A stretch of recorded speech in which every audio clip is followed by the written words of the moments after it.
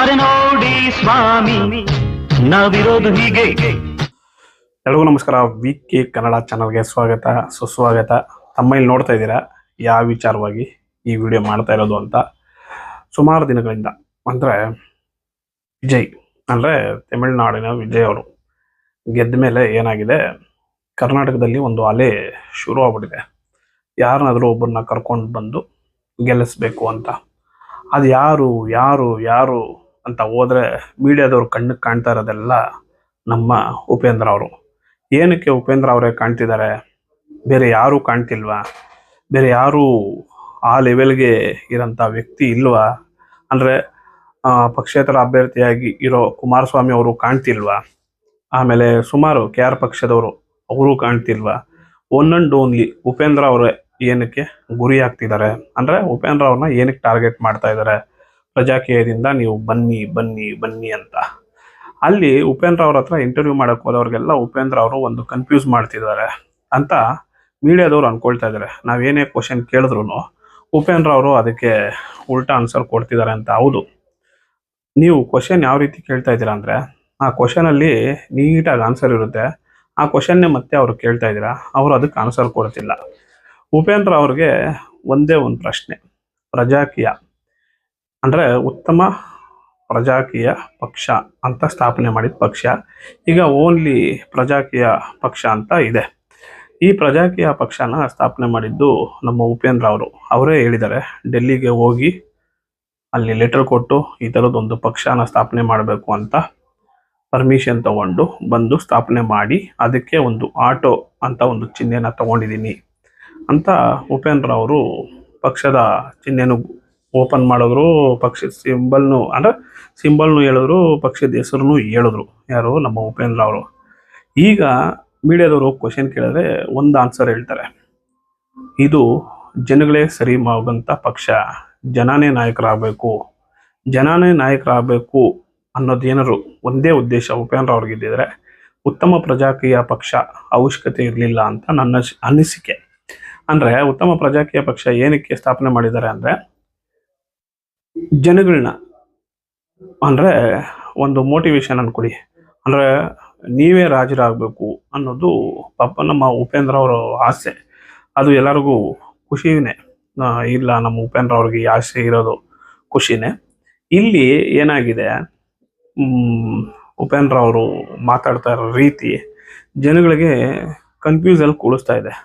ಉಪೇಂದ್ರ ಅವ್ರು ಏನು ಹೇಳ್ತಿದ್ದಾರೆ, ಯಾವುದೋ ಒಂದು ಜಾಗದಲ್ಲಿ ಕೂತ್ಕೊಂಡು ನೀವೆಲ್ಲ ರಾಜರಾಗಬೇಕು ಅಂತ ಹೇಳ್ತಿದ್ದಾರೆ. ಹೌದಲ್ವಾ? ನಾವೆಲ್ಲ ರಾಜರಾಗಬೇಕು.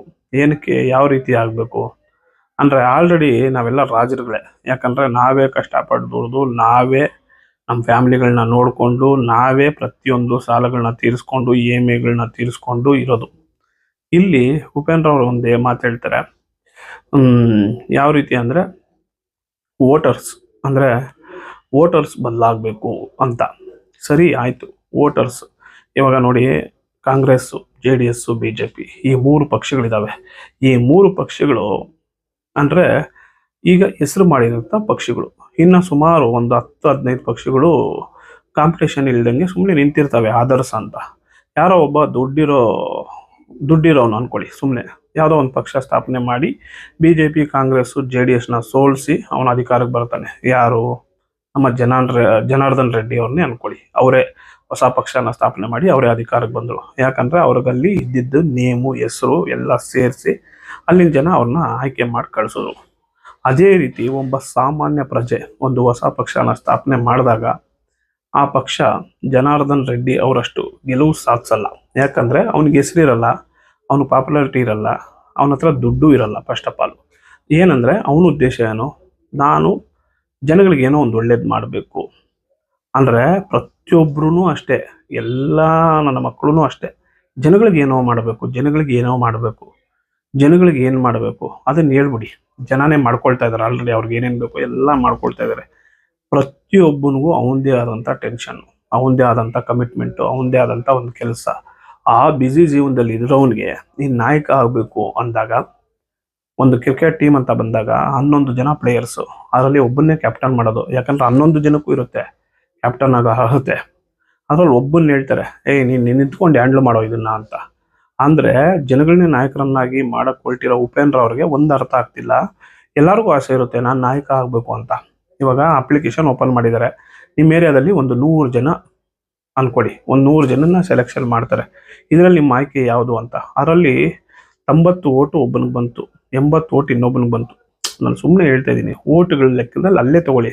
ಅಲ್ಲೇ ರಾಜಕೀಯ ನಡೀತಾ ಇದೆ. ಅವನ್ನ ಯಾಕೆ ನಿಲ್ಲಿಸ್ಬೇಕು? ಪ್ರಜಾಕೀಯ ಅಪ್ಲಿಕೇಶನ್ ಅಲ್ಲೇ ಹೇಳ್ತಾ ಇದ್ದೀನಿ ನಾನು. ಇವನ್ನ ಯಾಕೆ ನಿಲ್ಲಿಸ್ಬೇಕು, ಇವನ್ನ ಯಾಕೆ ಆಯ್ಕೆ ಮಾಡಬೇಕು, ಅವನ್ನ ಯಾಕೆ ಆಯ್ಕೆ ಮಾಡ್ಕೋಬೇಕು?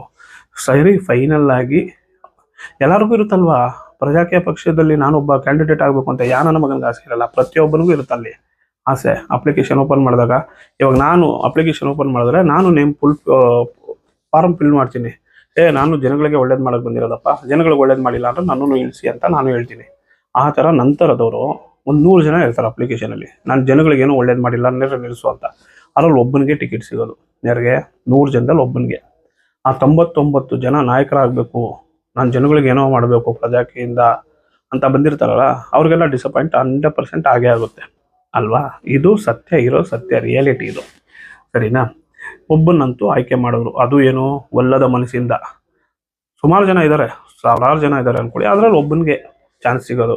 MLA ಕ್ಯಾಂಡಿಡೇಟ್ಗೋ, ಕಾರ್ಪೊರೇಟರ್ಗೋ, ಇಲ್ಲ ಗ್ರಾಮ ಪಂಚಾಯತಿ ಸದಸ್ಯನಾಗೋ ಒಬ್ಬನಿಗೆ ಸಿಗೋದು. ಸರಿನಾ? ಆವಾಗ ಅವರಲ್ಲೇ ಈಗೋ ಶುರು ಆಗ್ಬೋದು. ಯಾಕಾಗಲ್ಲ? ನಾನು ಪ್ರಜಾಕೀಯ ಪಕ್ಷದಲ್ಲಿದ್ದಪ್ಪ, ನನಗೂ ಟಿಕೆಟ್ ಆಕಾಂಕ್ಷೆ ಇತ್ತು, ನಾನು ಜನಗಳಿಗೆ ಒಳ್ಳೇದು ಮಾಡೋದಕ್ಕೆ ತಾನೇ ಪ್ರಜಾಕೀಯಕ್ಕೆ ಬಂದಿದ್ದು. ಬರುತ್ತೋ ಇಲ್ವೋ? ಸಾಮಾನ್ಯ ಮನುಷ್ಯನಿಗೆ ಪ್ರತಿಯೊಬ್ಬನಿಗೂ ಬಂದೇ ಬರುತ್ತೆ. ಮೊನ್ನೆ ಯಾರು ನ್ಯೂಸ್ ಅಲರ್ಟ್ ಚಂದನ್ ಅವರು ಇಂಟರ್ವ್ಯೂ ಮಾಡಿದ್ರು. ಆ ಇಂಟರ್ವ್ಯೂನ ನಾನು ಫುಲ್ಲು ನೋಡಿದೆ. ಉಪೇಂದ್ರ ಅವ್ರಿಗೆ ಇವ್ರು ಕನ್ಫ್ಯೂಸ್ ಮಾಡ್ತಿಲ್ಲ, ಉಪೇಂದ್ರ ಅವರೇ ಅವ್ರನ್ನ ಸಿಕ್ಕಾಬಡೆ ಕನ್ಫ್ಯೂಸ್ ಮಾಡ್ತಿದ್ದಾರೆ. ಏನಕ್ಕೆ ಅಂತ ಗೊತ್ತಿಲ್ಲ ನನಗಂತೂ. ಅವರು ಕ್ಲಾರಿಟಿಯಾಗಿ ಹೇಳ್ತಿದ್ದಾರೆ, ನಾನು ಇಂಡಿಪೆಂಡೆಂಟ್ ಆಗಿ ಹೋಗಿ 8,500 ಓಟ್ ತೊಗೊಂಡೆ. ನಿಮ್ಮ ಪ್ರಜಾಕೀಯದ ಅಭ್ಯರ್ಥಿ ನೀವೇನಾದ್ರು ಬಂದು ಸುಮ್ಮನೆ ಹಿಂಗೆ ಪಾಸಿಂಗಲ್ಲಿ ಹೋಗ್ಬಿಟ್ಟಿದ್ರೆ, ನಮ್ಮ ಅಭ್ಯರ್ಥಿ ನಿಂತಿದ್ದಾನೆ, ನಂದು ಇದು ವಿಚಾರಗಳು. ರಾಜಕೀಯ ಮಾಡಬೇಡಿ ನೀವು. ರಾಜಕೀಯ ಫಸ್ಟ್ ಆಫ್ ಆಲ್ ನೀವು ಮಾಡಲೇಬೇಡಿ, ₹1 ಹಂಚಬೇಡಿ. ಸುಮ್ಮನೆ ಸೈಕಲಲ್ಲೇ ಬಂದ್ಬಿಟ್ಟು ನೀವು ಯಾವುದೋ KR ಪೇಟೆಗ ಸೈಕಲಲ್ಲೇ ಬಂದ್ಬಿಟ್ಟು, ನೋಡಪ್ಪ ಪೆಟ್ರೋಲ್ಗೂ ದುಡ್ಡಿಲ್ಲ ಅನ್ಕೊಳ್ಳಿ ನಿಮ್ಮ ಹತ್ರ, ಸೈಕಲಲ್ಲೇ ಬಂದ್ಬಿಟ್ಟು ನೋಡಿ, ನಾನು ಸೈಕಲಲ್ಲಿ ಬಂದಿದ್ದೀನಿ ಬೆಂಗಳೂರಿಂದ KR ಪೇಟೆಗೆ, ನಮ್ಮದು ಇದು ವಿಚಾರ, ಈ ವಿಚಾರಕ್ಕೆ ನೀವು ಓಟ್ ಹಾಕ್ತೀರಾ, ಇದು ಅಭ್ಯರ್ಥಿ, ಇವನೇ ಅಭ್ಯರ್ಥಿ, ನಮ್ಮ ಅಭ್ಯರ್ಥಿ ಅಂತ ಒಂದು ಮಾತು ಹೇಳಿದರೆ, ಚಂದನ್ ಅವ್ರಿಗೆ ಏನು ಬಂದಿತ್ತು ಓಟು, ಅದ್ರ ಸೆಕೆಂಡು ಏನು ಹೇಳಿ, ಒಂದು 20,000 ಮಿನಿಮಮ್ ಬಂದಿರೋದು ನನ್ನ ಪ್ರಕಾರ. ನಿಮ್ಗಿರೋ ನೇಮ್ಗಲ್ಲ, ನಿಮ್ಮಲ್ಲಿರೋ ವಿಚಾರಕ್ಕೆ ಬಂದಿರೋದು. ಉಪೇಂದ್ರ ಅಂದಿದ ತಕ್ಷಣ ಬಿಡಿ ಸಿನಿಮಾದಲ್ಲಿ ನೋಡೋಣ ಅಂತಾರೆ, ಬಟ್ ನಿಮ್ಮಲ್ಲಿರೋ ವಿಚಾರಕ್ಕಾದರೂ ಒಂದು 20,000 ಓಟ್ ಬಿದ್ದಿರೋದು. ಚಂದನ್ ಅವರು ಅದೇ ಕ್ವಶನ್ನ ನಿಮ್ಮಲ್ಲಿ ಕೇಳಿದ್ದು, ನೀವು ಅದಕ್ಕೆ ಆನ್ಸರ್ ಅಂತೂ ಸರಿಯಾಗಂತೂ ಕೊಡಲಿಲ್ಲ. ಒಟ್ಟಿನಲ್ಲಿ ಏನು, ಪ್ರಜಾಕೀಯ ಪಕ್ಷ ನಿಮ್ಮ ಪಕ್ಷ ಅಂತ ನೀವು ಹೇಳ್ಕೊಳಕ್ಕೆ ರೆಡಿ ಇಲ್ಲ, ಜನಗಳ ಪಕ್ಷ ಅಂತ ಹೇಳಕ್ಕೆ ರೆಡಿ ಇದ್ದೀರಾ. ಹಾಗಾದರೆ ಈ ಪಕ್ಷನ ಸ್ಥಾಪನೆ ಮಾಡೋ ಉದ್ದೇಶ ನಿಮ್ಗೇನಕ್ಕಿತ್ತು? ಪ್ರಜಾಕೀಯ ಪಕ್ಷಕ್ಕೆ ಸಂಸ್ಥಾಪಕ ಯಾರು ಅಂದರೆ ಎಲ್ಲರೂ ಉಪೇಂದ್ರ ಅಂತಲೇ ಹೇಳೋದು. ಉಪೇಂದ್ರ ಅಂದಿದ ತಕ್ಷಣ ಎಲ್ಲರೂ ಅಲ್ಲಿಗೆ ಬರೋದು, ಇಲ್ಲಾಂದರೆ ಯಾರೂ ಬರೋದೇ ಇಲ್ಲ ಅಲ್ಲಿಗೆ. ಸರಿನಾ? ನಾನು ಪ್ರಜಾಕೀಯ ಪಕ್ಷ ಸ್ಥಾಪನೆ ಮಾಡಿದ್ರೆ ಯಾವನವರು ಒಬ್ಬ ಬರ್ತಾನ, ನಮ್ಮ ರೋಡಲ್ಲಿರೋನೇ ಒಬ್ಬನೂ ಬರೋಲ್ಲ.